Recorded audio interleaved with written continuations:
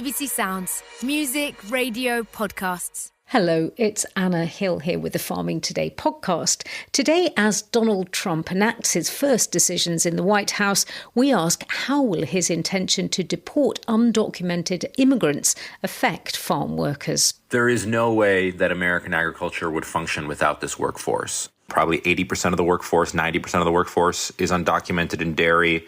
Fruits, nuts, vegetables, the more labor-intensive a crop is, right, the more likely you are to be relying on undocumented labor. We'll have more on that a little later.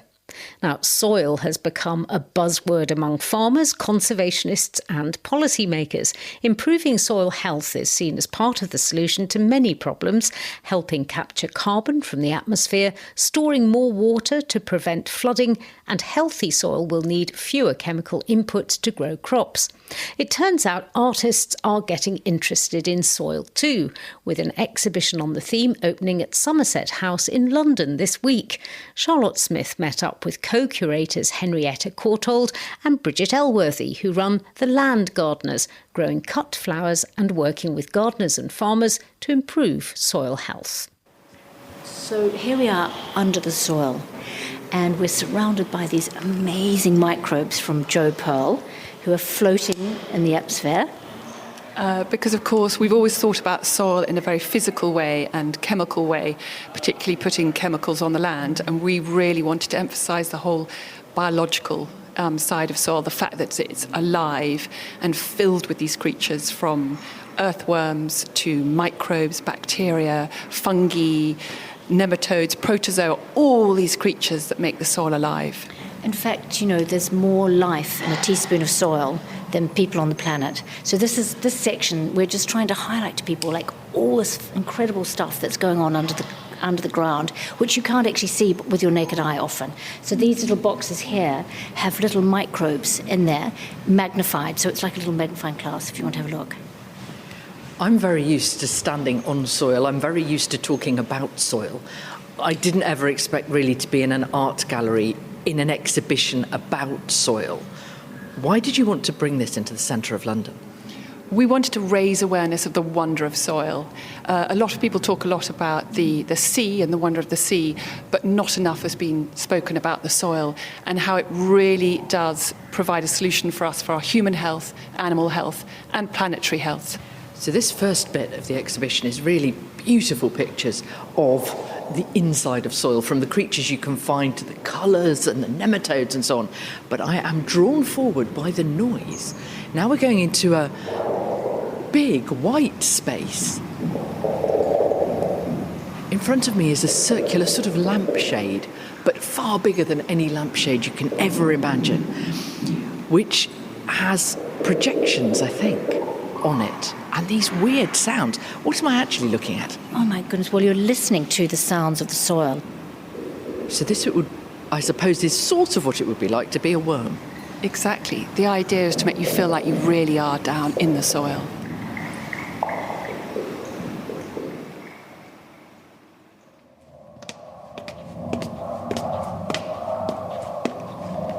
Now we've come to what, in all honesty, looks like those little thumb pots that kids make, and it looks like a very proud parent has put them all in a line and put them on a shelf. What am I actually looking at? So this is by an artist called Kim Norton, and over the years she's been collecting her soil library, and she's been all over the world, and she's collected clay and made them into these tiny little pots with her thumb, and so they represent soils from all across the world. And actually, when you look closer, you can see the different colours, can't you? So this beautiful deep red there, a little bit like Devon soil, and then on into all sorts of shades. What are you hoping that people will come away with from this? Well, we hope that they'll have an appreciation of soil, that they'll start to think about it in a different way, and that whether they are growing or gardening themselves, or even just choosing what they're going to buy, they'll start to think about how those plants are grown, what soils they're grown in, and really try to support people who are doing such wonderful things with the soil. Henrietta Courtauld and Bridget Elworthy with Charlotte Smith there. There's been another outbreak of bird flu in England, this time in the Wem area of Shropshire. All birds on the premises involved have been culled and a protection zone has been set up in a 3-kilometre radius. The latest outbreak is on the Welsh border and the wider 10-kilometre surveillance zone crosses into Wales. It brings the total number of cases in the latest outbreak to 20 in England and 1 in Scotland. This week we're discovering the jobs that farmers get done in January. This month is peak time for getting hedges laid and maintained before birds start nesting in them in the spring. With an increase in hedge planting, there's plenty of work going on, but farmers are concerned the suspension of government capital grants in England, which in many cases pay for that work, will lead to hedgerows being neglected. Bob Hockenhull reports. Steve Budding has been hedge laying for nearly 50 years. Today he's on a farm in Leicestershire managing a thorn hedge planted 20 years ago that needs some maintenance. It's an art, really. It's an art form. It's got to be cut down to the floor so it grows up from the floor and regenerates all that hedge and thickens the bottom out. You're just cutting into it and bending it over, and all the new growth comes out of the floor. It sprouts straight away in the spring. We do something like in the region of 5 kilometres a year. And it's pretty cold at the moment. Does that bother you? Not for this job, it's not. You're never cold hedge laying. Are there as many hedges being planted now as there's ever? more, far more, because to go on to about the environmental side, really, there's been a massive uplift in hedge planting. There's thousands of miles almost up and down the country gone in recently because they have, they've gone in with grants. It's a very important topic, hedgerows, really. We've got carbon capture, we've got field margins, we've got, there's so much to hedges. A hedge can sustain 2,000 different species, believe it or not. We've got everything from wood mice right the way through. And the wildlife corridors are very, very important. What makes England England? And I know there has been some concerns because the capital grants have been suspended to pay farmers for having hedges planted or maintained. How do you feel about that? It just seems to me to be an assault on rural life.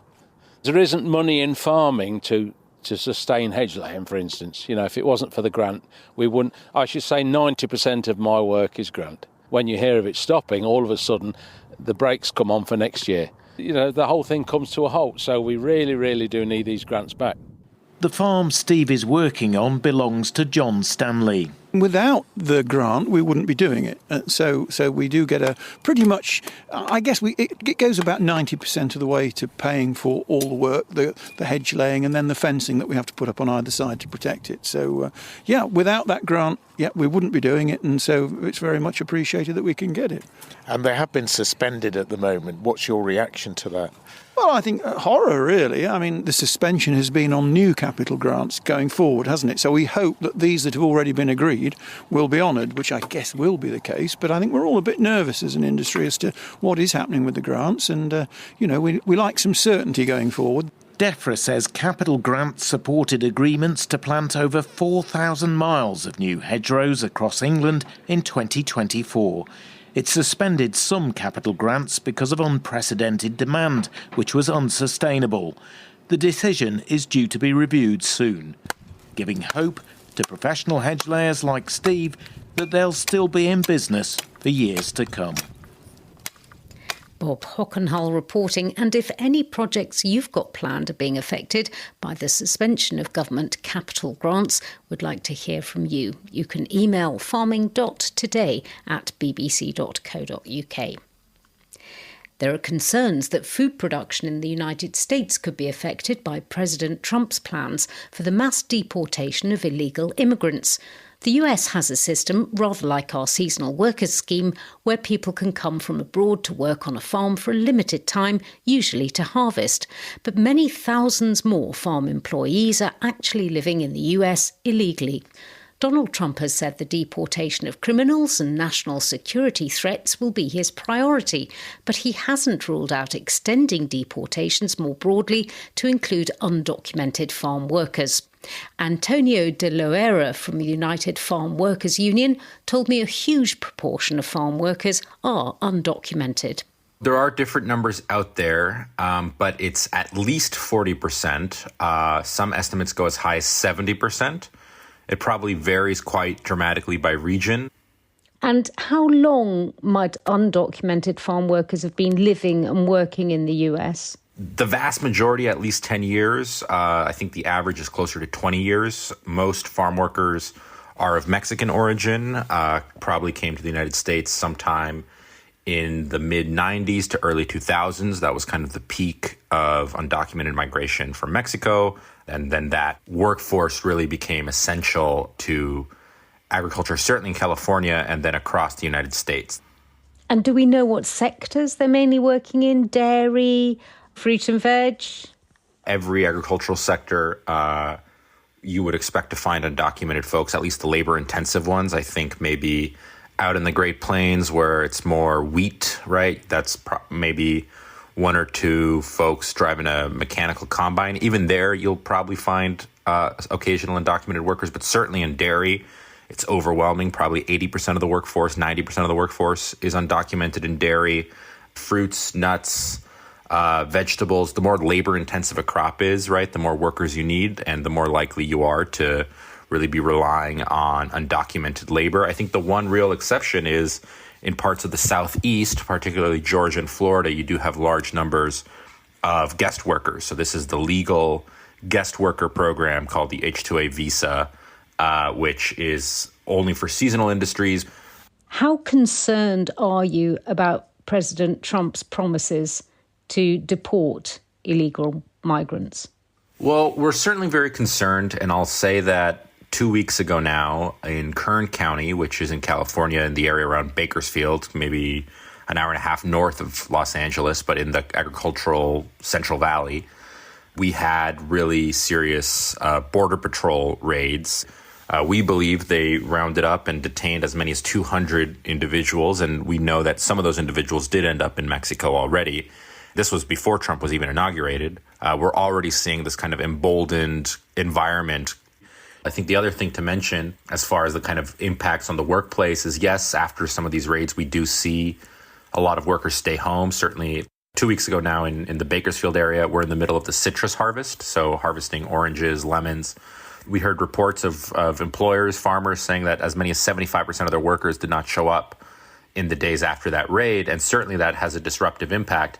The thing is, though, they are illegal migrants, aren't they? Some people would say, look, this is fair enough. They shouldn't be there. I think that this is the irony of American society, is that there is no way that American agriculture would function without this workforce. Would Americans do these jobs? I think that's the wrong question. I think there is...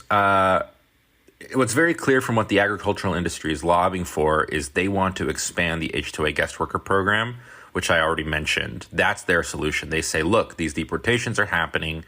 It's going to disrupt our workforce. Therefore, Congress needs to give us the ability to import more cheap foreign labor. What we're saying is, no. We don't want to just replace one cheap foreign workforce with another. We want to protect the existing workforce and extend to them the rights of citizenship. Antonio de Loera from the United Farm Workers in the United States. That's all from us today. I'm Anna Hill. The producer is Heather Simons. Farming Today is a BBC Audio Bristol production.